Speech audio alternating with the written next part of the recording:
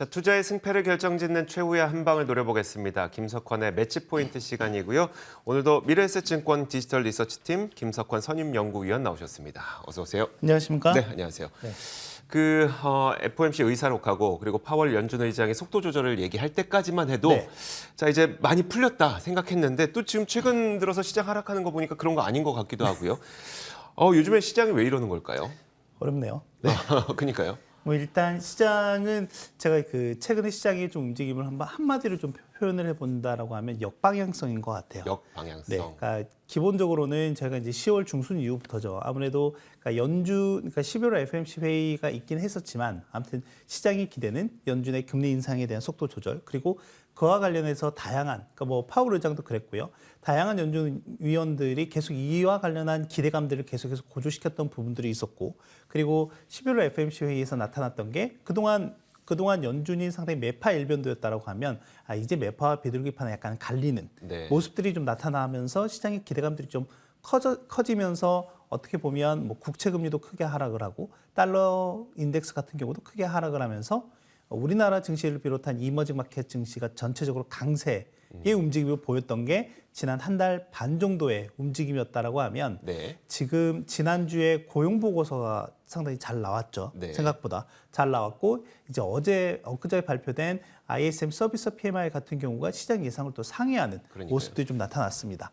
이제 이런 결과들이 좀 나오다 보니까 약간 연준의 긴축에 대한 그런 시장의 기대감들이 약간 다른 방향으로 좀 움직이는. 그러니까 결론적으로는 좀 더 높게 그리고 길게 금리 인상을 지속할 수도 있겠구나라고 하는 우려가 나왔고요. 역시 이 우려의 시발점은 월스트리트저널이었습니다. 네. 자, 그러면 실제로 이 시장에서 생각하고 있는 미국의 금리 전망이 좀 많이 올라갔어요? 아니요, 생각보다는 내려왔습니다. 네. 주변 화면 한번 보시면 네. 실제 11월 FOMC 회의 이후에 상당히 좀 높게 치솟았던 미국의 기준금리 전망치가 지금 현재 같은 경우에는 5% 미만으로 좀 내려와 있는 상황이라고 좀 보시면 될 것 같고 다만 이제 우려하는 거는 이거죠.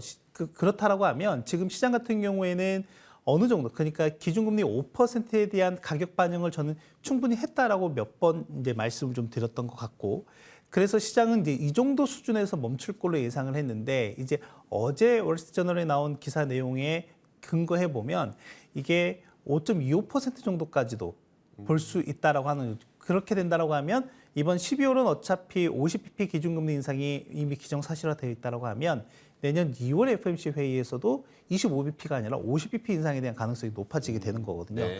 이제 이 25bp 물론 이제 얼마 차이는 나지 않긴 하지만 이 25bp에 대한 시장의 민감도가 매우 높은 이틀간의 장세였다라고 좀 보시면 될 것 같아요. 그럼 이 월스트리트 저널의 이 기사를 혹시 쓴 기자가 그 네. 유명한 닉 팀이라우스입니까? 네, 맞습니다.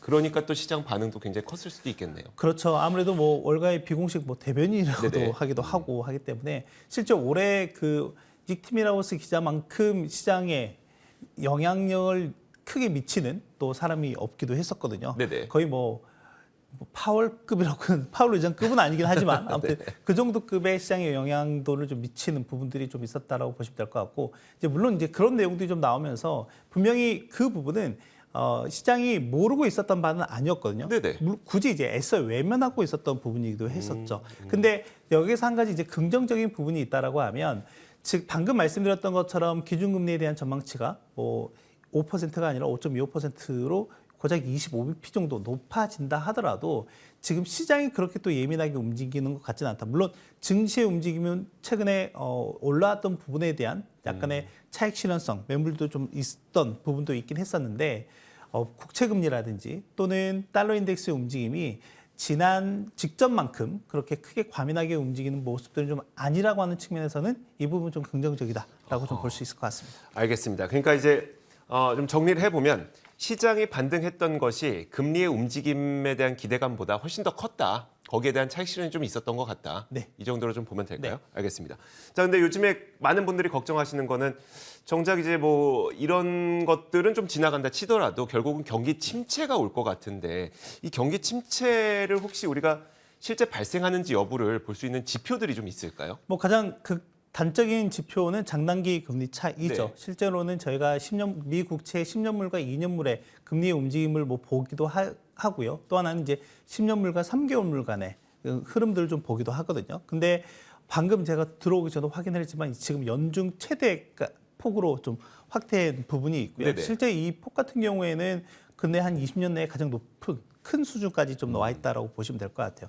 근데 이 장단기 금리차 확대와 관련해서 일각에서는 인플레이션에 대한 기대감이 상당히 인플레이션 둔화 속도가 좀 빨라질 것으로 기대가 되기 때문에 이런 현상이 발생하기도 한다라는 일각의 시견도 있긴 하지만 일단 기본적으로는 전통적으로는 저희가 또 과거 사례에서 봤을 때 항상 침체 직전에 장단기 금리차가 특히나 여러 만기물 간의 주요 벤치마크 네네. 만기물 간의 금리차가 확대가 되는 모습이 교집합으로 나타나게 되면 어떻게 보면 경기 침체에 대한 확률이 상당히 높아졌다라는 부분을 제가 경험 삼아서 볼 수가 있고요. 또 하나는 기업들도 그렇고요. 또 하나 뭐 미국의 대형 투자 은행들, 뭐 골드만삭스라든지 모건스탠리 이런 쪽에서도 간밤에 이제 이런 내용들이 나오기도 했었죠, 실제. 네네. 골드만삭스 CEO가 나와서 경기 침체에 대한 이런 부분도 언급을 또 했었고, 좀 힘든 시간이 앞으로 올 수도 있다라고 얘기를 했었고, 제가 이제 실적 시즌이 끝나고 나면 기업들이 진행하는 컨퍼런스 콜 내용도 한번 살펴보시면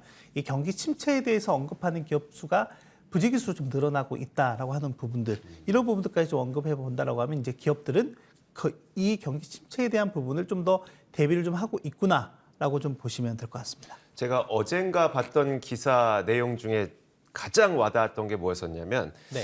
2차 세계대전 이후에 단 한 번도 경기 침체 이전에 시장이 저점을 찍었던 적은 없다.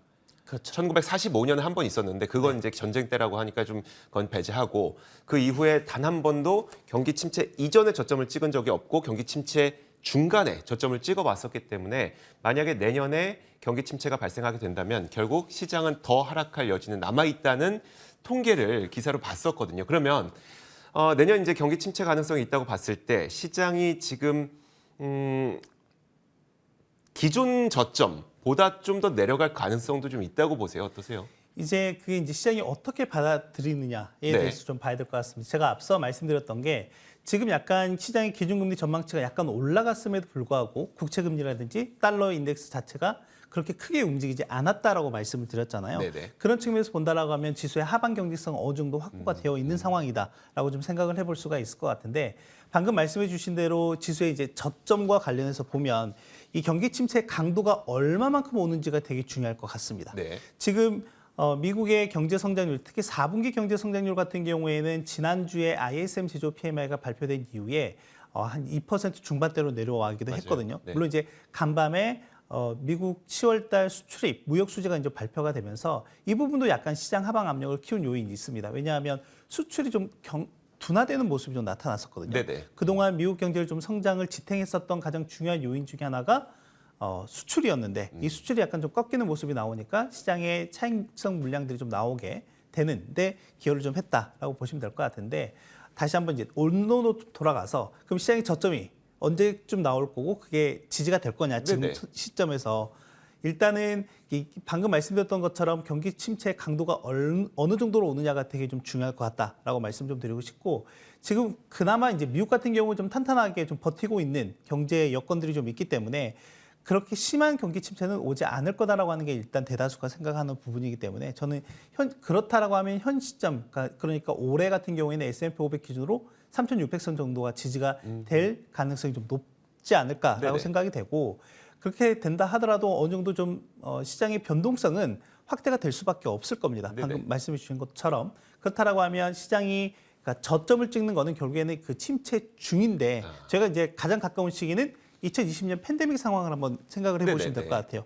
그때 글로벌 팬데믹이 확산되는 시점에서 연준 계속해서 저점을 좀 찍고 있는 상황에서 연준이 과감한 정책을 동원하는 시점이 바로 저점이었었거든요. 네. 바로 그 흐름들이 앞으로 어떻게 보면 우리가 저점 어느 정도 시장의 바텀을 생각을 할 때 그런 액션들이 좀 나와야 된다라고 보면 될 것 같습니다. 알겠습니다. 자, 마지막으로 좀 짧게 그러면 이번 주에 우리가 좀 눈여겨봐야 될 만한 지표 간략하게 정리해 주실까요? 일단 이번 주에는 금요일에 발표되는 미시건대 소비자 심리 지수가 매우 중요할 것 같고요. 물론 소비자 심리 지수가 최근에 부진한 모습을 좀 보이고 있기는 한데 그것보다도 기대 인플레의 움직임을 좀 유심히 봐야 될 것 같습니다.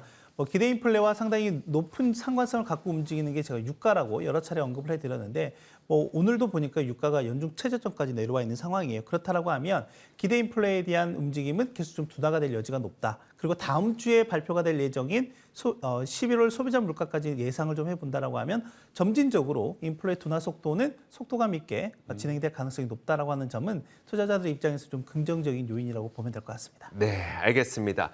자, 이렇게 저희가 투자의 승패를 결정짓는 최후의 한 방을 노려보는 김석환의 매치 포인트 시간 진행해봤고요. 지금까지 미래에셋증권 디지털 리서치팀 김석환 선임연구위원과 함께했습니다. 고맙습니다. 감사합니다. 자, 저희 굿모닝 글로벌 여기서 마치겠습니다. 이어지는 출발 성공 투자 통해서 국내 시장 대응 전략 잘 세우시길 바라겠고요. 저희는 내일 같은 시간에 찾아오겠습니다. 함께해 주신 여러분 고맙습니다.